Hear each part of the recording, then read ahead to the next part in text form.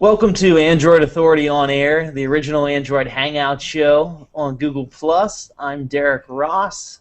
And I'm Scott Anderson. And we're joined with our favorite, since Dan's not here, we can say favorite, our favorite We can definitely say favorite. Android guru, Jonathan Franklin. What's going on, man? How was your New Year's? Real good, man. Real quiet. Really good. How about you, Scott? Do anything exciting for New Year's this year? Yeah, just hopping from place to place. It was an eventful and forgetful night. Well, that's good, you know. Interesting combination. I have a very important question, though. Do you remember seeing the ball drop? No. Actually, I have another important question. So, since the ball drops an hour ahead of time, what do you do? Do you have, like, your own ball? Like, what do you do for New Year's in Central Time? We just watch it on replay. It's pretty sad. We have to watch it on replay because it happens more than once. So. Oh, yeah, that's hilarious. All right. So, I honestly hope you're joking, but even if you're not, we'll go on. All right. So, hold on. Did you guys have any New Year's resolutions? Yeah, I haven't done that in years. Well, my age people, they typically make New Year's resolutions, try to better themselves. And litter your social networking feeds about how hard it is to lose weight and do all that. Yeah, we need to do that. Yeah, I need to I'm make gonna start doing that I'm going to lose in the 5 coming pounds days. this year. Grinding. My legs are hurting so bad right now. All right, so on the So Android good. news front, we're going to talk about some CES information, some CES devices that are most likely going to be announced next week, or ones that we at least would hope and think are going to be announced next week. Are you going to be there? I am going to be there. A whole bunch of the Android Authority crew is going to be there. Our Commander-in-Chief, Darcy's going to be there. Derek Scott's going to be there. Clayton Youngberg is going to be there. Josh, I think Nate's going to stop by at least the last day. Christoph, he's a writer for us as well. Yeah, there's going to be a lot of us there. We're going to blanket CES with our awesomeness. We're going to bring as much Android news and videos and articles and comments as we can to the Android universe. It's going to be a lot of fun. We're going to geek out. We're going to learn a lot. We're going to do a lot of interviews. Actually, Darcy's been hard at work setting up interviews the past couple days. Then we're going to party in Vegas at night. I've never been there before. So, you know, I hear you know, what happens in Vegas stays in Vegas. So I'm looking for. I'm kidding, honey. CES, I'm excited. You know, every year we have a CES and we have something to look forward to. Hopefully not that Droid phone that was released like 6 months after. Which one was the Bionic? Oh, the Bionic. That was a good phone. All right, so CES, yes, we're going to talk about CES stuff, and the next week we're going to have a CES recap. But this week we're going to hit up some ecosystem news as always. We're going to talk about some apps, a few device updates and vulnerability patches. We're going to talk about a boot. Am I from Canada? We're going to talk about Ubuntu phone, and a few other things in the rootin' and ramen world. All right, so. And next show is going to be on a different day on a different time. Yeah. So CES is all week long. So instead of having the Thursday show and missing all the good stuff from Thursday, and then plus I'm traveling Thursday, and so I won't be able to tell you about all the cool stuff I saw. So we're going to actually do the show on Friday night, next Friday. So those of you that watch us live, check us out on Friday, and those of you that follow us after the show on either YouTube or SoundCloud or wherever you find us on the interwebs, we'll probably be a day late there as well, so we probably won't reach those places till maybe Saturday. Hi, Saturday, if you're listening to us now. Anyways, well, you like that? All right, so let's get started with some Android ecosystem stuff. So Gingerbread is finally below 50%. It's been on the decline for a while. It's finally below 50% as of the end of last month, the end of the year, which is nice. You know, it's a 2-year-old operating system. It's about damn time. Jelly Bean is finally in the double digits at 10%. Woo!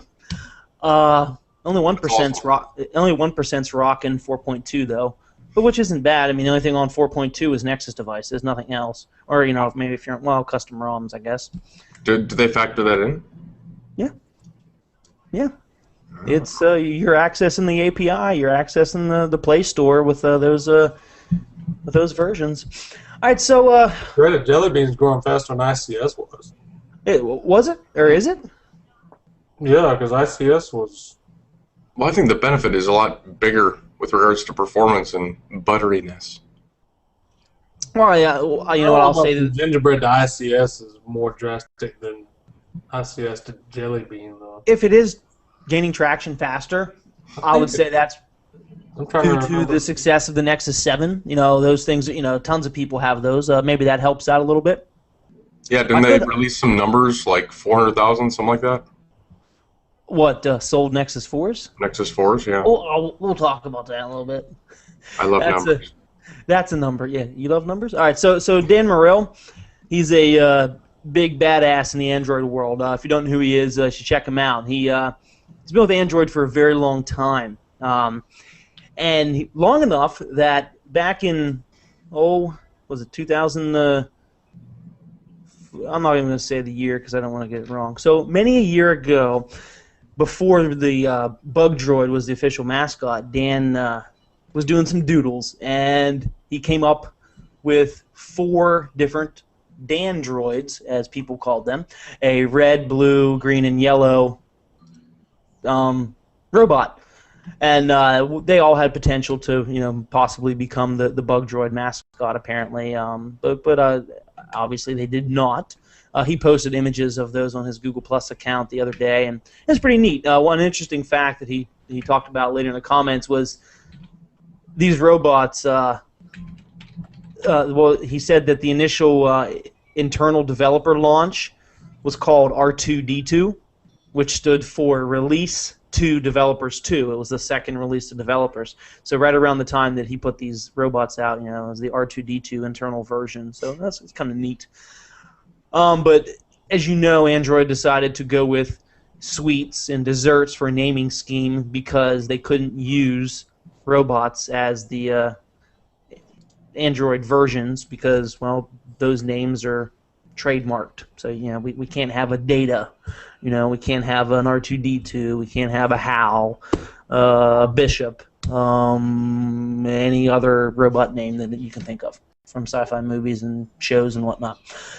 Anyways, moving on. So let's talk about Android communities. Scott, how many Nexus or Android communities are you part of on Google+? A couple.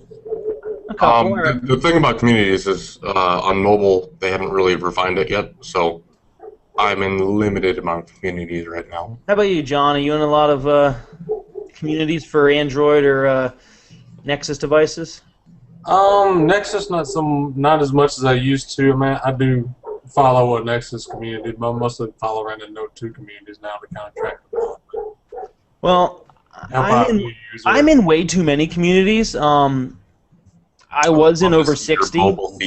Well, I was in over 60. Now I'm thankfully in 40. I'm going to hopefully get that down to like 10, maybe.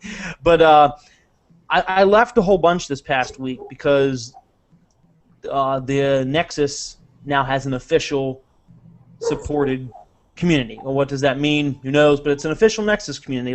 Likewise, there's an official Android community now.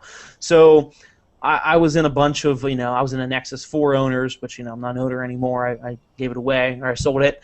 I was in a Galaxy Nexus 1. I was in a Nexus 7 one. I was in a Nexus 1, and then our good friend Randy Kelly actually started a private invite-only Nexus owners one, and I'm going to stay in that one. But all the other unofficial Nexus communities I left because I think eventually people will flock to that Nexus community. So if you weren't aware, it's out there. It started about a week ago, a little less than that. That it's the official Nexus community. So, and it looks so far, there are a lot of people are posting there. It's pretty popular. So you might want to check it out. Now, not so much Android ecosystem related or Google related, but it is mobile related, so we're going to talk about this just for a second. An honorable mention, as we know, next week is CES. Well, the CTIA and MobileCon are other shows, a little bit small, well, a lot smaller than CES, but they're popular shows that have mobile technology, Android devices, and so forth. They decided to join forces to create a super mobile show, and oddly enough, Scott, guess what the name of the show's called? Super Mobile Show. Oh my goodness, no way. Yeah. So, quirky, uninteresting names aside, it's a super mobile show called Super Mobile Show, and we'll see it. Epic in there to try to spice it up a little bit.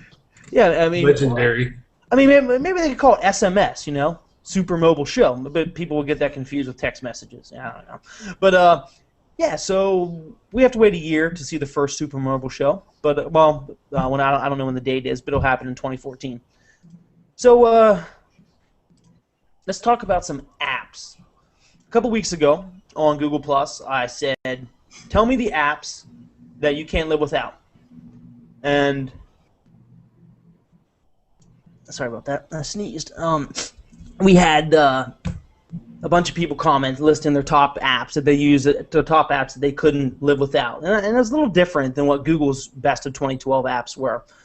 So just as a recap, I'll ask what you guys think, and then viewers and listeners that are watching right now, let me know, if you think this is on the money. These are the apps that you can't live without too, or if there's something that should be added to this list. So, anyways, we asked people on Google Plus, and they responded, letting us know their apps that they can't live without. And oddly enough, Google Plus was the #1 app because we all asked on Google Plus. I'm sure if I asked on Facebook, Facebook would have been the #1, I guess. Facebook's app is horrible. I don't use Facebook. I don't know. All right, so now the #2 most popular app was Google Now, which we know is actually just Google search, but everyone typed in Google Now, which that's great to see a lot of people actually using Google Now and loving Google Now. It's great. I use it every day. I find a new use for it all the time. Traveling with it is amazing. If you just use it locally, when you wait till you go out of state, vacation or to CES next week, it's awesome. I love it, especially for traveling.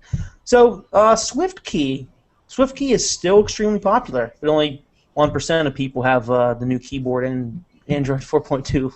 I don't use SwiftKey anymore. I haven't since ICS. When ICS came out, I stopped using SwiftKey, and I didn't think I needed it anymore. Do you guys use SwiftKey still? I have it on mine. I have the Flow Beta. How do you like the Flow Beta? People were saying, yeah, I grouped the tablet version, Flow, everything all together in just SwiftKey. It's the third most popular app according to our users. When I have a stylus out, it just works better because I can use gestures and stuff.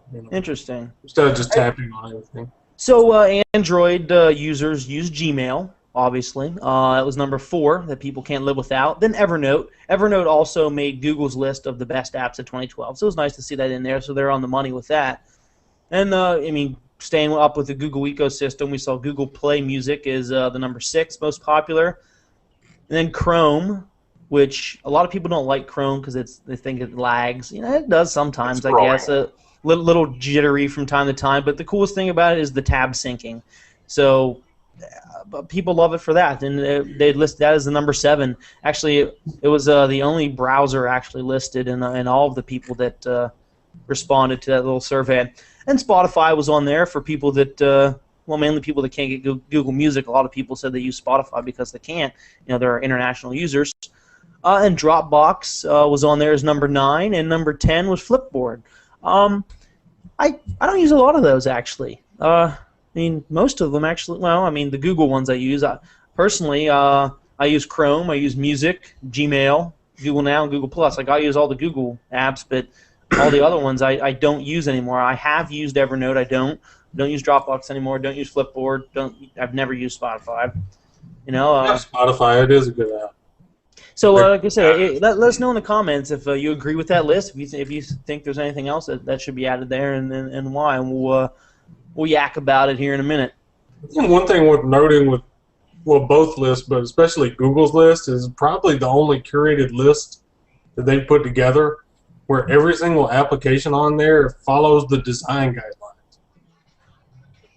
Yeah. Because all the rest of them, they'll just sling something that's, I mean, it's good to see that the users are valuing not just core functionality, but the experience too. Agreed. Yeah. And I think they can definitely tell that. They're not gonna, unless it's an app that does a lot and is very, very good. Yeah. Like Tasker. Oh, yeah. Yeah. Because Tasker's just well overdue for some form. Yeah, and I see some people commenting Dropbox. With me, it's more of a used as an add-on service with a file manager. I just have cloud storage, so I don't use the app at all, but I do use the services through another app, which is nice. So, you know what, Scott? I'm mad at you. What did you say that we were going to do last week that we're not doing right now? Yeah, I know what you're going to say, and it involves... And, you know what? I'm right, and I'm there in the IRC channel right now. It's me, it's Dan. Dan's idle, and Mumbler It. Whoever Mumbler It is, he's been idle in there with us for since we created the channel, actually. And so, thank you, Mumbler and Dan, for being there. No, we didn't tell anybody else we were going to do it. So maybe, you know what? And next week with CES, maybe we'll do a CES show next week, and we'll finally, activate the IRC channel. I've only had it now for 6 months. We're gonna use it one of these days, or what? All right, so we're gonna do it. Moving on with apps, and then we'll start talking about some fun stuff. Who uses Nova Launcher? I use Nova Launcher. I have it caked into KP. I've been using it more often. Nova Launcher users. Nova Launcher received a huge update this week. I'm not going to get into all the details. Massive feature. So if you're not using it, check it out. It's great. I love it. It's my favorite launcher. Yeah. Good developer. If you want to see the change log, go ahead and check it out. I'm not going to go into all the details. That stuff's boring. Let's get into some cool stuff. All right. So Scott, let's see. Scott. 13 years ago. So when you were 4 years old, did you play StarCraft? Heavy StarCraft player. All right. How about you, John? Did you play StarCraft? No, on my own computer. I played it kind of by proxy with a bunch of friends and stuff. So. All right. Well, I was a big StarCraft enough to know. Yeah, I was a big StarCraft fan, and this past week, due to some awesome Winulator is the name of the app that allows you to do this. Do some awesome Android hackery. You can install the x86, the Windows PC version of StarCraft, as well as other old apps. But StarCraft is definitely working, and it doesn't look half bad. I mean, yeah, it's a 13-year-old game, but people still play it every day. It's still popular, Yeah. and the fact that you can play it on your tablet, I haven't tried it, but I really want to, and I would do it for a couple days, and then I would probably quit playing it because I just don't game anymore. But it looks pretty badass. I mean, it looks like it's actually playable. You can see the guy clicking and tapping and dragging around all of his SCVs and telling him to go gather minerals. And yeah, I mean, it's a really cool proof of concept. Bringing forth things. Porting and pretty cool. Yeah, I'm a fan. I'm not gonna lie. I will test it out one of these days. Any other apps you want to talk about, Scott? Any big apps? You're normally the app guy. And you know what? I was actually sad over the holiday. There wasn't a lot of app updates. Everybody was spending time doing holiday stuff. Every morning, you probably woke up with a frown every day. I did, but I think that they did it. Well, I don't know why they did it, but big one for kind of going to the future. Facebook Messenger added a little voice function to send voice, little messages, moving towards the sending messages via IP. So I think it's kind of cool. Google doesn't do it, so. Yeah. Well, they do a lot of other stuff though. All right, so this is an app-related topic. If you're on Verizon and you have a phone that has NFC on it, most likely you want to use Google Wallet. And only one phone without root actually allows you to do that, and that's the Galaxy Nexus. The Galaxy S3, the Razer M, the Note 2, the Droid DNA, all these phones that have NFC, some work with root and a whole bunch of craziness to get Google Wallet to work. Others don't work at all. And that's because Google Wallet uses a secure element, and that isn't allowed on Verizon unless it's ISIS, which uses secure element. Then it's allowed. But that's a whole other topic we talked about. I'm just kind of being a little harsh on Verizon, but they need it every once in a while to keep them in their place. So, anyways, my point is that a few hours ago they posted. I'll read you the exact words here. They posted on Google Plus saying you'll be seeing a lot of innovative uses for NFC in the coming year. This update to the medical ID bracelet, or like this update to the medical ID bracelet, which apparently the medical ID bracelet uses NFC. And that's pretty awesome.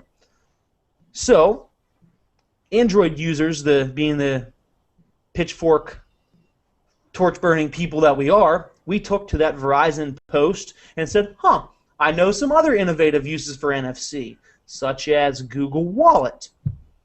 And nearly every single comment is basically saying the same thing about Google Wallet. Hey, I know another innovative user, and just slamming them. So their little marketing campaign for innovative uses of NFC pretty much backfired on them, and it's making the rounds right now, and it's hilarious. If you haven't seen it yet, go to Verizon Wireless's Google Plus page, and I'm sure you'll see it. It's the last post they made as of this time. So yeah, I think it's pretty funny. I may have been an instigator on that, telling Verizon. First comment, actually. I was the first comment, the first person to share it. All I said was let them know what innovative uses of NFC you'd like to see, And I just want to see the sequence of whatever person is representing them on any kind of social network and see how that goes, because it's probably post.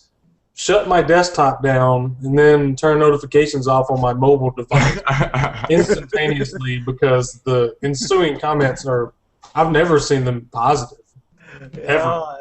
Well, you know what? I'll tell you, I've never been. A couple times I've mentioned AT&T. A couple times I've mentioned Sprint, and a few times I've mentioned Verizon Wireless.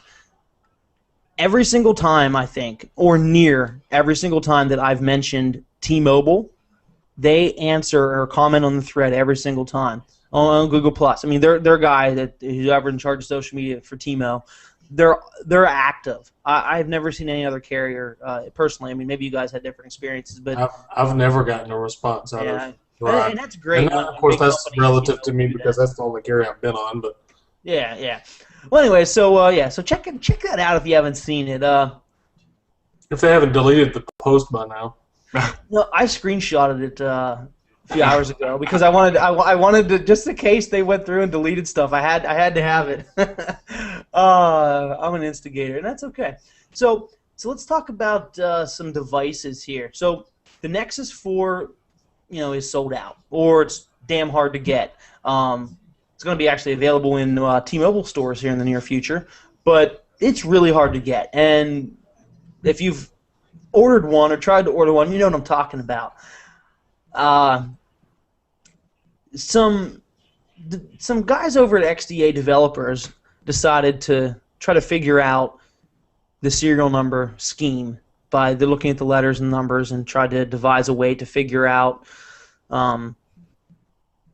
what devices were in the first batch, in the second batch, third batch, and so forth like that to try to determine, if the first batch maybe has this issue, they'll fix it in the second batch, and so forth, things like that. And through their findings of trying to figure that out, they kind of figured out how many devices were roughly available for launch in November, how many were available in the second big run in November, and how many devices were available to be sold at least in December. And altogether, that number is about 375,000. I mean, this could be completely way off, or it could be a rough guess. And who knows? I would say it's probably at least a minimum.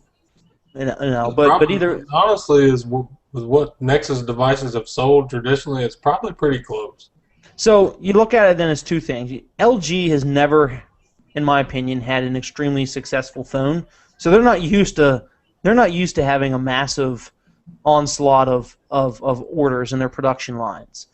The first month it was like what 70,000, then and then It ramped up the second. it ramped up a little bit. I think in December it was like 210,000. These findings say, and so who are we supposed to be mad at? We mad at Google for not getting these devices out still, or now do we turn our anger at LG saying, why the hell weren't you producing enough? Is that because Google didn't tell you to produce a lot, or that's because it took a long time to get production ramped up, or who's to blame here? I don't know. And numbers are numbers. They don't tell us anything besides numbers. A little bit of both, I think. When you're Google and you're so adept at what the web does. I would think that a pre-order, or at least some kind of, they could anticipate it in some form or way without, completely missing the mark. I'm gonna look at it. Touchpad or something to have a fire sale. Well, I'm going to look at it as it's always been like an enthusiast device. A Nexus device has been an enthusiast device. You have to know technology to hear about a Nexus device. Google doesn't, until recently, you don't really see a whole lot of Nexus commercials on TV. You don't see, billboards that often. You just don't. It's not heavily marketed the same way that Samsung does, or Verizon markets Droids, or Apple markets iPhones. So you have to know about it, or you're on the certain right tech websites to see the advertisements there. So maybe they didn't. It's an enthusiast device. Maybe they didn't know how high the demand was going to be. I don't know. Either way, if you didn't get your Nexus 4 yet, fingers crossed, confidence high. Hopefully you'll get it soon. If not, our buddy Trevor Vass, he's on his second one right now. So feel free to turn your rage towards him as he's on device number 2 because he broke his first one. So go ahead and be mad at him. It's people like him that are taking your device away from you. It's these developers that are breaking their devices and sending them back for replacements like exactly him that are just ruining for the average consumer. So John, what do you know about the Exynos 4 vulnerability patch? You want to talk about that for a little bit? I didn't really look at the patch in depth. I know it's basically just a permissions issue. Pretty simple fix. It's just a question of how quickly they can get it out to carriers. It does apply to the Note 2 as well as the S3. Well, actually, it only applies to the international S3 because that's the only one with the Exynos. But yeah, it applies to the Galaxy S3 and every single Note 2, right? Yeah, every Note 2 and. So users in the UK I guess it really depends, especially in the US, is whether they want to just roll the security exploit itself out, or whether they just want to bake it into whatever software version they've got coming out. Because they've got, even with the Galaxy S3, they've been advertising that premium suite that's coming up, and really the vulnerability's not that big of a deal. Yeah. If it were to be exploited, it is. But the time frame as far as someone writing malware specifically for that device and hoping for it, that's basically the hole's patched. Yeah, it's a really simple patch. And so people across the pond in the UK for the Galaxy camera, that new little device. Can't really decide if it's a phone or if it's a camera, but they're getting 4.2.1 starting today, so that's awesome. Quick updates, and they're right on track. Good job, Samsung, and awesome Wi-Fi only devices get their updates quick. Mm-hmm. And for AT&T and Verizon, they might have to test their radios a little bit more. Yeah, July-ish. we'll see it eventually. You know, I mean, it's Yeah. just that eventually word. You know, who knows how long it's going to take? Whatever. If you have a device on those networks, and it's, you know, that's just how it goes. So those of you that own the Hisense Pulse Google TV, if you bought it a few weeks back, you may have noticed that an over-the-air update was available a few days ago. Not a whole lot to say about it. It improved user experience. What exactly does that mean? Who knows? I didn't notice any changes. But the big change, the most important change about it was a security fix. I'm sure it probably did actually improve some type of user experience. Who knows? But it was a security fix. It actually patched the ability to root the device. The device shipped with a unlocked, or an open, I guess is the correct word, an open bootloader.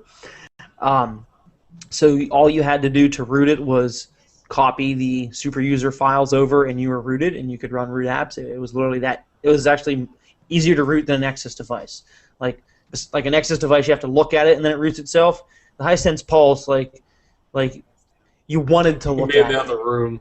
Yeah, well, it was like peripheral vision root, you know, like. Or telepathic. Yeah, it was stupid easy to root, but that was most likely an oversight. We people that like to root in ROM, we kind of hoped that was like something that was going to start to happen. You know, maybe leaving the things open for developers to have fun with, but it seems that it was an oversight, an oops, and it was patched. Those of you that are saddened by that, I'll say watch GTV Hacker. They have some news coming in the foreseeable future for that device, and most likely others. Moving on, let's talk about some fun stuff. Let's talk about Ubuntu Phone. So, what's that, Scott? I'm excited about it. It's another player. It may come too late, but yeah. Give us the update on what is this going to be, like a Ubuntu for my phone? Is this going to be a phone developed version, or? Well, it's going to be Ubuntu, but it's a completely new UI, and it's I'm not going to lie, it's an awesome looking UI, and that's because it's new, it's fresh, and it's completely gesture based. Like, that's awesome. You don't have to worry about supporting legacy applications on older design standards. Yeah, so start from scratch, basically. So it's very cool because it's completely open, which, so is a bunch of other open source operating systems. The most interesting thing about this, though, is there's no planned phone release for another year at least. It's 2014. So right now, the only device that it is most likely going to run on in the near future is the Galaxy Nexus. They're going to release images for it soon. Now, I'm sure people in the Android and Linux community will do what they do best, and they'll hack and they'll port the hell out of it to as many devices as possible. But to actually have a phone you can buy in your hand, so that won't happen for a year, that sucks. I mean, that's going to actually hurt, I think, the operating system more than help it out. I mean, it should have launched with hardware partners, not saying, hey, we'll have one in a year. He did the same thing with Ubuntu for Android a year ago. Where is it? Yeah, exactly. Yeah. Last year at CES, we saw Ubuntu for Android, and we saw Ubuntu TV. Yeah, but I think like a lot of this is kind of like a precursor to get developers excited about it, and like you say, port it to other devices and get them going on it. Because once they have the community developed, then bam, they release the phone and it's ported. If you're watching right now, let us know what you think of Ubuntu Phone. Are you excited for it? Are you going to try to run it? Would you run it? Do you want to know more about it? Just let us know, and we'll check the comments here in a few minutes. I would run it for a week. I would think it would be awesome. I would fall in love with the UI, And then after a week, I would say, well, you know what? I'm tired of viewing web pages. I would like to view an app that I'm used to. For example, during the demo video, it shows Facebook, shows Gmail, it shows Google Apps. But they're all just web pages, which is fine, I guess. But some mobile apps aren't as good as the actual application, the software app. So if your game or your app, your utility has a very nice HTML5 web app right now, then yeah, it's going to look okay under Ubuntu. But if not, they're going to have to start developing for it and put something out for it. I mean, a lot of people will argue saying that that's good, that's the way of the future. Firefox OS, Web OS, Tizen. You just develop an HTML5 app and it works on every OS. Chrome OS and another one. If it's HTML5, it's going to work on all these cross-platform. We're years away from it. Yeah, but I mean it's very cool. It's very innovative. I think it's awesome. Like I said, I would run it for a week, and then I would miss my content. I would miss my ecosystem, and I would have to go back. I mean, I think of it as flashing a completely new ROM. You know what I mean? I gave my full thoughts in a post today, but I think when HTML5 is the rule and not the exception, then these alternate operating systems have more of a chance than they do now. But the type of user that's going to honestly be able to put up with this right now is the one that primarily uses their phone as a phone and uses the web services as kind of like a secondary thing, and that user is pretty much gone right now. I mean, there's nobody that I can think of that uses a smartphone just for phone things anymore and just say, well, I might check my email twice a day. Maybe for people that are heavily in business and stay on the phone all day, but most people are playing on games and doing, kind of quirky applications and stuff that really requires a lot of native functionality right now. Mm-hmm. I agree. Kind of needs to be a hybrid to be useful. Now, the other thing I don't get is with Ubuntu for Android, and Google helped them with kind of that emulator to actually run Android applications on a full desktop environment on Ubuntu. I don't see why they couldn't roll that into the Ubuntu phone OS while they were at it and let the manufacturer cover the cost of the Play Store, license for Google applications if they feel like putting them on there. I mean, just kind of makes sense for getting your adoption up a little bit. Yeah. So speaking of open source operating systems, Samsung followed Ubuntu's news announcement and said, "Hey, us too. We've planned this for a while," and they told the world that they're planning on releasing multiple Tizen devices this year. I'm betting we'll see some at CES next week, and I'm curious on Samsung's play on this. I like Samsung devices. I mean, they're the most popular Android manufacturer, OEM. They're all over the place. They blanket everything from every size available. I mean, they're all over the place, and a lot of people think that they don't want to be tied to Google. They're working maybe on their own cloud, their own ecosystem, which they are with the whole S branding, S Music and S Cloud and all that, all the S stuff. It's neat to see another OS. Competition is good. I'm curious what devices will run it. I'm really curious if we'll see for lack of better words, will we see like an Android S4, and then will we see like a Tizen S4? You know what I mean? It'll be very interesting how they, market it and how they try to pull people onto that. And even if they try to pull people onto it, because, I don't know, it could go either way. I'm very curious to see what they do with releasing it and how they want to market it. And there's a new model number that was leaked this past week, the GT Q1000. Is that going to be the first Tizen device, the Q1000? And who knows? knows? Or is it going to be just a new line of devices with flexible displays? I mean, I'm sure we'll find all that out here at CES next week. Speaking of model numbers, the LG Optimus G2 we could see at CES 2013. 1080p screens all around, right? Yeah, Right. and what's interesting about that is I think that's really going to take off. I mean, right now we only see a very limited number of devices with 1080p screens. We got the phone I love to hate. We got the HTC Droid DNA. They got the Oppo 5. Oppo? I don't know how you say that.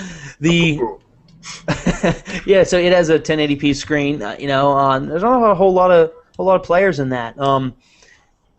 And it's a good number for people to relate because people know TV resolutions and they know, they will know smartphone resolutions and they can base it off that to the average consumer. So will we see the LG Optimus G2 at CES maybe? Maybe. What's interesting about that is, I mean, I know smartphone manufacturers are constantly, in production cycles, from development to beta to actually producing it and then into the consumer's hand. It's a constant non-stop cycle. So the LG Optimus, just came out a couple months ago. The Nexus 4 just came out 2 months ago, and which is made by LG, and those two are basically the exact same phone except for the shell. And now we're hearing about the successor to that phone. And for lack of better words, those two phones are the same phone. I mean, the same hardware. So some have an LTE radio though. But anyway, so it's very, very similar hardware, almost near exact, and now we're seeing a successor to that already going to be announced with a 1080p phone and a Prime, a Snapdragon Prime, a new processor. I think that's the one that can hit 2 to 2.5 gigahertz per core. Really? That's nuts. That thing's screaming for a mobile chip. So will we see that? You know what? I'll let you guys know here in a few days if I get to play with that device. I'm excited to see it. I'm curious how many 1080p devices are we going to see at CES? Because Sharp announced this past week that they're having a hell of a time keeping those 1080p screens available. Like they're running out constantly. They're going through their stock. So you can't tell me that new standard. Well, you can't tell me that the DNA is or the Oppo 5 or whoever's making another. You know what I mean? You can't tell me that just those few devices are completely depleting all of Sharp's stock. So other manufacturers have pre-production models right now making them and burning them up. So the real question is also Samsung with the LED screens. Can they get them down to that type of resolution quickly? That'd be interesting. Yeah, well, I'm sure we're going to find out a lot of information. There's tons of CES rumors. Yeah, screen technology is going to be a big showcase of pixels, and powering those pixels. It'd be very interesting. Now another 1080p screen that we're talking about. Another CES rumor. The M7. Dun dun dun. Dun dun dun. It's basically supposed to be the successor to the HTC One X and the One X Plus. Basically, rumors put it at a 4.7-inch display with a 1080p resolution, 1.7 gigahertz Qualcomm Snapdragon processor, 2 gigs of RAM, 32 gigabytes of storage, 13 megapixel camera, 2 megapixel front-facing camera, 2,300 milliamp hour battery, and running Android Jelly Bean. Good specs? Well, I mean, it's a successor to the One X and the One X Plus, so yeah, I mean, it's not, But I mean, does that excite you to the point where you want to go out and you want to buy it as opposed to, just kind of, it's another phone? Because, you get these large amounts of phones getting released all the time, and it could just be a, sweep it under the rug. And that's when people argue, are we past the age of the spec? I mean, phones are really very similar in terms of speed. So then you start looking at, what bells and whistles does it have? But once they all start coming with roughly the same specs, then you look at software, and that's where then Samsung and LG and who else, starts bloating the hell out of these devices, with all sorts of extra software that we well, I don't want. Some of you don't want. Some of you don't care. Most That's people. why. Yeah, I mean that's. I love. That's why I keep saying I love to hate this phone right here. The DNA. I love this phone, but I hate Sense. I can't stand it. I can't wait for an AOSP ROM on this phone. I just Sense is okay, but Sense is just not for me, and that's how these guys are going to differentiate themselves. You know. The one thing that I like is I don't know if you guys went over this yet, but no hardware buttons. Yeah, that's a nice rumor. I love that rumor. it was hard going from the Nexus 4 or the and the Galaxy Nexus to the DNA. I don't like hardware buttons. Necessary. So You definitely struggle with Samsung with the physical home button. Yeah. All right, so let's move on to something a little bit smaller that you don't carry in your hand all the time. Samsung's new white Chromebox. Yeah, I mean, I'm sure that'll probably be at CES too, so we'll file it under CES rumors. Yep.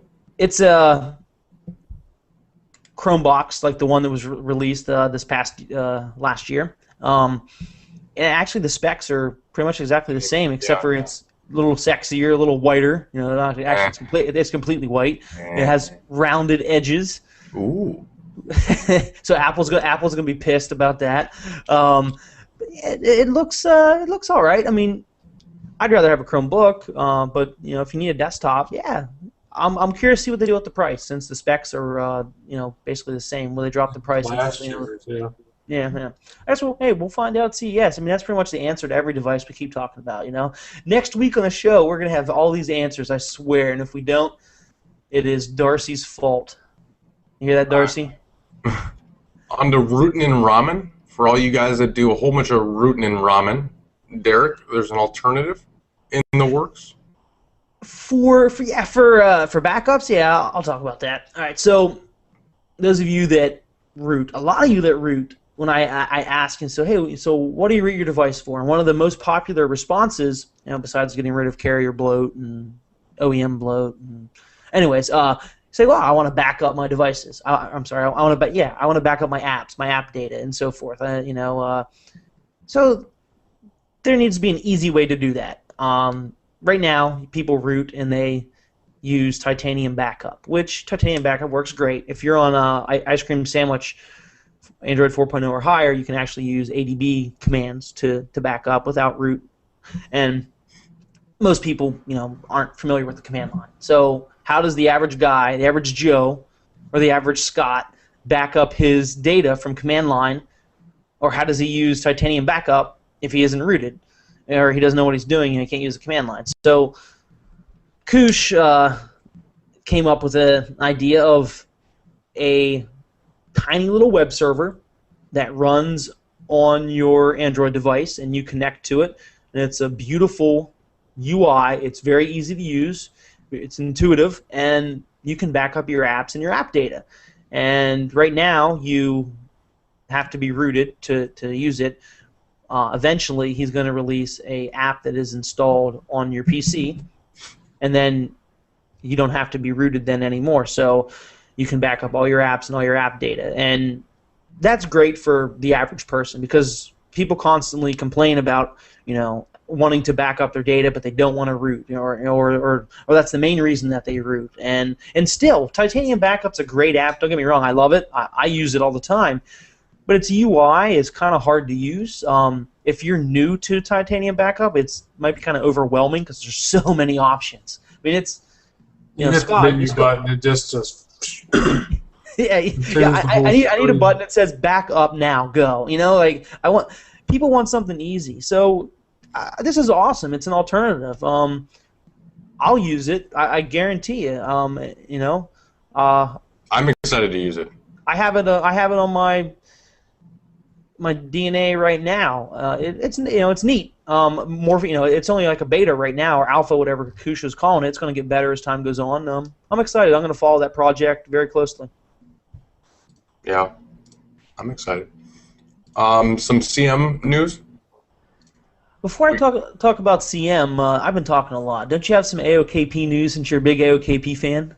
Yeah, AOKP basically released their Jelly Bean version. It's like The 4.2 version of AOKP, right? yeah, MR1. Um, yeah, it's for the Galaxy Nexus GSM, Verizon, Nexus 7 Wi-Fi, and the Nexus 4. Basically, it's AOKP and it's back with 4.2 goodiness. You can some of the new things that they added. Basically, this version was about giving all the features of the old one, and they had to rewrite a lot of stuff, but allow any kind of widget on the lock screen, and you can have an unlimited amount of widgets. Now, take into consideration how much RAM your phone has, because it can be a hog. And then also, what I found really interesting was there's menu arrow keys while typing. So let's say you're filling out an online form and you don't have autofill on, and you want to go to the next box. There's a simple thing at the bottom of your keyboard. You just click it. There's an arrow on the right and then the left, and you can go to the next field or go back to the field before. And it's not just websites that you can use this on. If, let's say, you're editing a folder with a whole bunch of apps in it, and let's say you want to rename all the apps that are in the folder. Well, you rename one of them, and then you use the keyboard on the bottom, on the right or the left, the arrow key, to go to the next app to rename it. So you don't have to like click on everything. It's kind of cool if you're working with lists and want to rename a whole bunch of stuff and working with forms. I found it pretty nice. And then also status bar transparency. That's controllable and nice. The customizable status bar toggles, I don't like at all. Not a fan of them on the new Jelly Bean. Not a fan of them on AOKP. And for some odd reason, I cannot get the brightness toggle bar on the top to work. And that may not be in it, but that was one of the things that I loved. And then, yeah, pretty cool stuff. It's fast, really fast too. Running it on my Galaxy Nexus Verizon, because my Nexus 4 is in the mail and it's going to get replaced. Sad face. Derek, CyanogenMod. Yeah, so those of you rocking CM 10.1, most likely you already know what I'm talking about. If you flash nightlies, every other day or so, if you flashed a nightly a couple days ago, you may have noticed some new widgets. The clock, weather, and calendar widget that we all came to know and love on CM10 was completely rewritten and got some Android 4.2 awesomeness. It's a lock screen widget as well as a home screen widget, but said it was reformatted to work on the Android 4.2 lock screen, and it looks awesome. And I want it badly, and I can't have it yet. And it makes me a sad panda. It's called Kronos. Once again, it's just a revamping. It looks pretty cool. I can't wait to someday be able to flash that. I'm going to have to put it on my Nexus 7. You know what? I'm going to have to... Yeah, you should. You know, I still don't see the point of running a custom ROM on my Nexus 7. The only time I have rooted my Nexus 7 was to put Ubuntu on it. You know? I'm rooting mine tonight, and I'm going to flash something on it. should we have a Nexus a flash 7 event? Oh my flash goodness! hangout? Oh boy! Oh, let's not do that. That's you can type the commands the most quickly. You know why I don't know. I flash a new ROM when I don't have. When there's a lot of ROMs available for my device, I flash them constantly. You know, I like doing that. But nothing now. Hey, I have 2 ROMs available for my DNA, damn it. And the one ROM is a Kang, and the other dude's ROM. That is a lot to choose from. Okay, wait a second. There's Ultimate Kang Bang. There's something with an M. It looks like Milk ROM. There's some other ROM. Then there's Genome, and Genome is basically have you flashed those? And then there's something with an H. There's something with an H too, and Two of those Have you flashed those? use all the mods from Ultimate Gangbang, so it's the same damn ROM. So basically, there's only 2 ROMs. Like, have you flashed those? If you send me like I flashed them all. Yeah. You know what? Just send me over one. I'll cook one together for you. And I just, there's a couple guys working on an AOSP port right now, and as far as I can tell, there's actually 2 device trees, but there's 4 different device trees listed on GitHub, and 2 of them just forked the other dudes, and then said it was theirs. But yeah, there's 2 guys working on it right now. The one guy actually, I'm talking to him on IRC right now. He's a good guy. He has a kernel out there for the DNA, and I switch between my kernel and his kernel just to make sure that what Dan and I did was right, and it doesn't suck.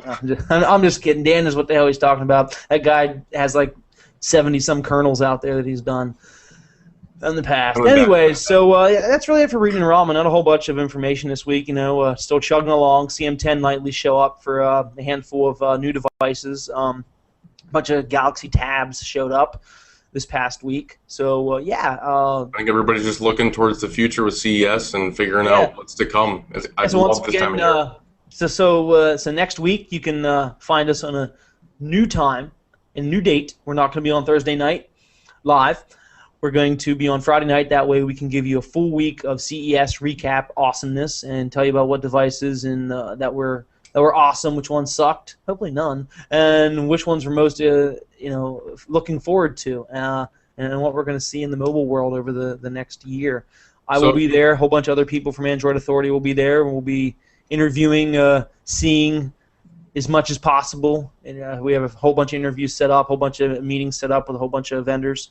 I'm excited. And apparently I gotta look nice because I'm gonna be in a bunch of videos. Darcy was telling me. I told him, should I try to like bring my tablet along, and to do some writing from me. He says, oh no, well, other guys will do that. We're gonna have the camera on you. You're gonna, cause you're used to that on the Hangouts. You're gonna be doing all the interviews. Like, damn it, you bastard. That's all right though. So if you guys want to catch us and our CES roundup the end of this week, you can find us on YouTube, Android Authority. If you want to follow along with our live show with our recap and kind of give your point of view as well as hear our point of view of the different devices that are leaked and presented, you can follow us on Google Plus at Android Authority, and also you can comment on the YouTube live show. Comment on the Google Plus from the Google Plus post from the Google Plus page. If you want to listen to us after, we're on SoundCloud, we're on iTunes, we're on Podbean. We are also on Stitcher Radio. And if you want to see all of our posts after every episode, we do it the next day. If you go to AndroidAuthority.com, scroll out on the right side and find the on-air section. That's all of our posts after every episode with kind of a summary of what we talked about. All right. Have a good night, everybody. We'll see you next week after CES. See you.